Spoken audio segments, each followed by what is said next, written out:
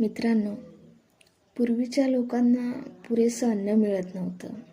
एक भाकरी चौघेजण मिळून खायचे आणि त्याच काळात कुंड्याची भाकरी मात्र प्रसिद्ध होती.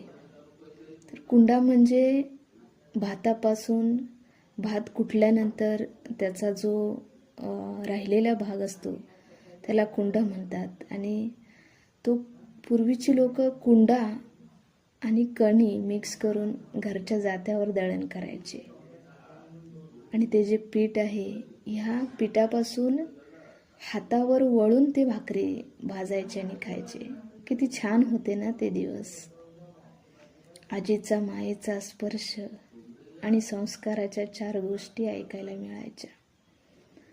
परंतु आता हे सर्व कमी प्रमाणात पाहायला मिळतं आणि म्हणूनच आजीची आठवण म्हणून आज अन्नीनं कुंड्याची भाकरी हातावर वळली आहे. तर मित्रांनो, ही भाकरी खाताना आजीची आठवण मात्र नक्कीच झाली.